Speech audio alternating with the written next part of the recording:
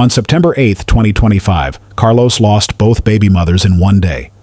You'd think he'd be destroyed, grieving, broken. But 3 months later, Carlos went on Facebook Live. And what happened on that live shocked everyone watching. He was flirting with women. But it doesn't end there. In fact, it got worse. The Facebook Live started shortly after Holly's bond hearing on December 4, 2025. For 3 months, people had been flooding Carlos's inbox, cursing him out, demanding answers, calling for his arrest. Social media was relentless. Witnesses said Carlos put Romeca in a chokehold. People said he fist-bumped Holly after the shooting. The internet wanted accountability. Instead, Carlos went live. He turned on his camera, started talking, and women immediately started calling in. This wasn't a one-time thing. Carlos went live multiple times, each session lasting hours. And with each live, he revealed more. The first woman who called in went straight at him, no hesitation. She asked, "Carlos, the question everyone wanted answered. Why didn't you stop the fight?"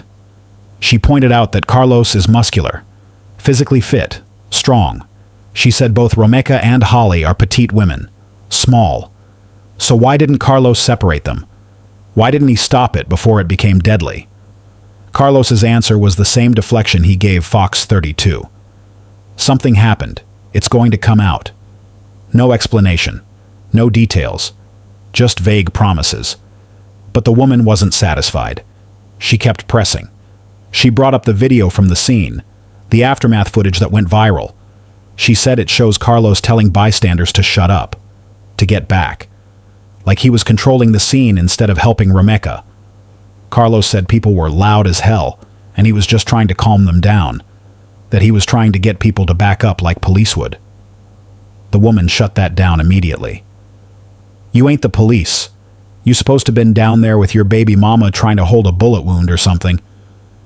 She just got shot 3 times. Carlos had no answer. Because there is no good answer. If he really tried to stop the shooting, why was he telling witnesses to shut up afterward? Why wasn't he on the ground trying to save Romeca's life?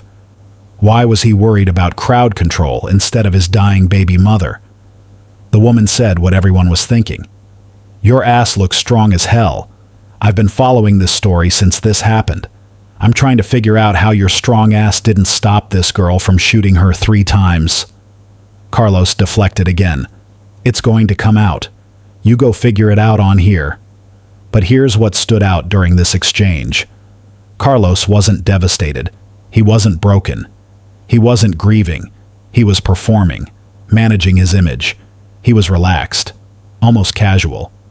Like he was hosting a talk show instead of being confronted about a murder. The woman then brought up the fist bump. "And then you bump fist like good job or some shit. That's what they saying you did." Carlos denied it flat out. "That's a lie. A lie. Don't believe the hype." But the internet had already decided. Multiple witnesses reported seeing it. The judge mentioned it in court. Carlos could deny it all he wanted, but people weren't buying it. Then the woman said something that cut through everything. "On top of that, you trying to tell us like she did this, she did that, and she was stalking me. Fuck all that. Girl is dead. She not coming back. Why even do that? Her baby daddy." That's the core issue.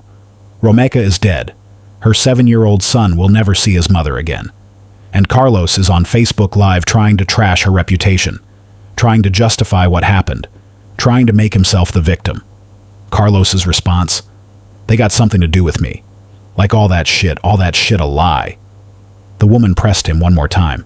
"What's a lie? 'Cause we seen in the video you was definitely moved, telling them people to shut up." Carlos dismissed it. "I mean, so what? That ain't nothing. That ain't nothing." A woman is dying on the ground and Carlos is telling witnesses to shut up, and his response is, "That ain't nothing." The woman summed it up perfectly. "How? Like this girl is on the ground losing her life. She shot 3 times. She this little. I never met her, but she looked like she this little in the camera. Why she got to shoot her 3 times? And then you talking about self-defense. Self-defense, bro. Hell no. Fuck that. Ain't no self-defense. She shouldn't have shot her 3 times. That's some bullshit. Your ass looks swole as hell. You in here lifting weights. You couldn't stop them from fighting. Come on now. That's why we looking at you like that, bro. That's why the world looking at you like that." Carlos had no answer.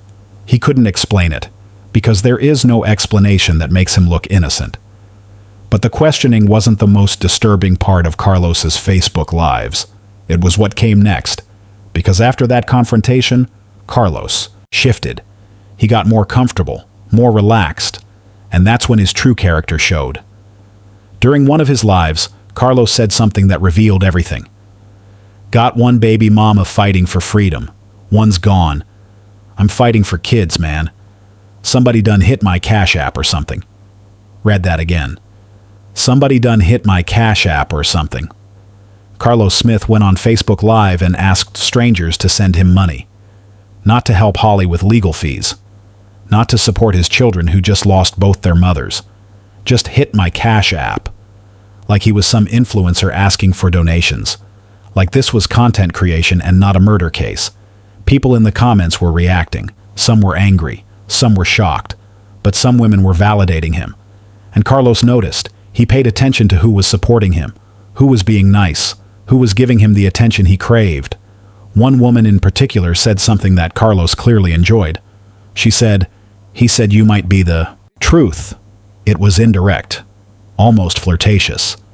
And Carlos smiled. He didn't shut it down. He didn't say, "I'm dealing with serious charges. This isn't appropriate." He engaged. He soaked it up. He let it happen. While Holly Johnson sat in Cook County Jail, approximately 12 weeks pregnant with his child, facing 6 felony charges that could send her to prison for life, Carlos Smith was on Facebook Live enjoying validation from other women. His tone shifted when women were nice to him. He became more animated, more engaged, more performative. He wasn't there to clear his name. He was there to be seen, to be validated, to feel desired. At one point, a woman asked him questions politely. She wasn't attacking him. She was calm, civil, and Carlos thanked her. He said, "Thanks for not calling me out my name, cussing me out." That's what Carlos wants. Women who treat him nicely. Women who validate him. Women who give him attention without demanding accountability. And when they do, he rewards them. He smiles. He engages. He flirts. Another caller tried to have a genuine conversation with him. She said, "No, that's not going to get us anywhere. Like we're not going to get any further by being rude and disrespectful. Like just everybody just want to know the truth. Genuinely the truth." Carlos appreciated that. He engaged with her. He talked to her. He was more open. Because she wasn't attacking him. She was being nice. And Carlos responds to nice. But when someone challenged him, when someone demanded answers, Carlos shut down. He deflected. He got defensive. He dismissed them. During the live, Carlos said multiple times, "A lot of people know who I am. They know for a fact that shit ain't true. That's all you need to know. Ask about me." That's not someone trying to clear their name with facts. That's someone relying on charm, on reputation, on the belief that if enough people like him, the truth won't matter. In another Facebook Live session, Carlos talked about Romeca's family. And what he said revealed how disconnected from reality he is. Carlos said he thought Romeca's family would sit down and have a calm conversation with him about what happened. He genuinely believed that after their daughter got shot 3 times in the face outside an elementary school, Romeca's mother and sister would want to peacefully discuss the situation with him. Carlos said, "I thought they go come over. We, sit and talk like this. What happened? I don't, you know what I'm saying? And it was just going to be, damn, what we going to do? But it just straight turned into war. Fuck you. Fuck you. When we see you. Oh, it's this and that. And ain't nobody touched me. Somebody else got hit in the mouth, but it wasn't me." He was genuinely shocked that Romeca's family was angry, couldn't understand why they turned it into war instead of having a peaceful discussion. He even seemed disappointed that he personally didn't get physically confronted. Somebody else got hit in the mouth, but it wasn't me. Like he wanted to be able to claim victimhood. Then he said, "Man, I ain't disappoint nobody." That sentence reveals everything. Carlos genuinely believes he did nothing wrong. Romeca's dead. Her 7-year-old son is traumatized and being raised by his grandmother. Holly's locked up pregnant. And Carlos thinks he ain't disappoint nobody. That's not grief. That's not remorse. That's a man who feels no responsibility for the destruction around him. Carlos continued, "The true story still ain't out there." And it's like, the true story. Carlos kept promising it would come out. But it never did. Because Carlos doesn't have a true story to tell. He has excuses. He has deflections. But he doesn't have truth. Throughout these Facebook Lives, Carlos's demeanor was consistent. Casual. Relaxed. Almost enjoying himself. He wasn't torn apart with grief over Romeca. He wasn't frantically worried about Holly sitting in jail. He was performing. Managing his brand. Worried about his reputation. Women kept calling in. Some challenged him. But others were clearly attracted to him. And Carlos knew it. He played into it. He smiled more when women validated him. He engaged more when they were nice. He treated the entire thing like a dating show instead of a murder case discussion. At one point during a live, someone off camera said something, and Carlos responded playfully. He was laughing, joking, acting like he was having fun. This is a man whose baby mother is dead and whose other baby mother is in jail, and he's laughing on Facebook Live. Another caller said to him, "I just want to know the truth. And you feel like everybody lying on you, but only you know the truth for a fact." Yeah, for sure. Right. So only you can tell your truth, you know. Carlos agreed. But then he never told it. He just kept saying it would come out eventually. Kept deflecting. Kept avoiding. Because Carlos doesn't want to tell the truth. He wants sympathy without accountability. Near the end of one live, Carlos got frustrated with people challenging him. He said, "Man, y'all people so nosy and y'all disrespectful too. Yeah, y'all going crazy like in my DMs and shit, man. They going fucking nuts." He called people nosy for wanting answers about a murder he was present for. He called them disrespectful for questioning his role. Like he's entitled to privacy. Like he's entitled to move on without explaining what happened. Then he said, "Y'all gotta stop letting them lie on me, man. A lot of y'all know what type of guy I am. Y'all better stop taking up for me, man." That's narcissism. Carlos genuinely believes that if people just knew him, they'd understand he's innocent. That his personality and charm override witness testimony. That being liked is the same as being innocent. What makes these Facebook Lives so damning isn't just what Carlos said. It's what he didn't say. He never expressed grief over Romeca. Never talked about missing her. Never mentioned their son or what the boy is going through. Never talked about helping Holly or supporting her through this. He only talked about himself. How people were being mean to him. How he was tired of the lies. How people should ask about him and they'd know he's a good guy. Everything was about Carlos, his reputation, his feelings, his image. And when women gave him attention, he lit up. He engaged. He flirted. While Holly sat in jail pregnant, Carlos was on Facebook Live enjoying validation from other women. The pattern with Carlos is clear. Romeca was with him for years. They had a son together, and according to people who knew them, Carlos was unfaithful constantly. Multiple women, lies, manipulation. He told Romeca he wanted to be with her while he was sleeping with Holly and others. Then September 8th happened. Romeca confronted them, and witnesses say Carlos put Romeca in a chokehold. He restrained her. He held the victim in place while Holly shot her 3 times in the face. Then he allegedly fist-bumped Holly. Hours later, Carlos posted on Facebook, "Worst day of my life," playing victim. But 3 months later, he's on Facebook Live, flirting with women, asking for Cash App donations, acting like nothing happened. Because Carlos has already moved on. He's already testing the waters with other women. Already seeing who's interested. Romeca became a problem, so she had to go. Holly got arrested, so she's no longer useful. And Carlos is already lining up the next woman. Because that's what he does. Women are disposable to him, useful until they're not. On January 7, 2026, prosecutors filed 5 additional felony charges against Holly. That brought her total to 6.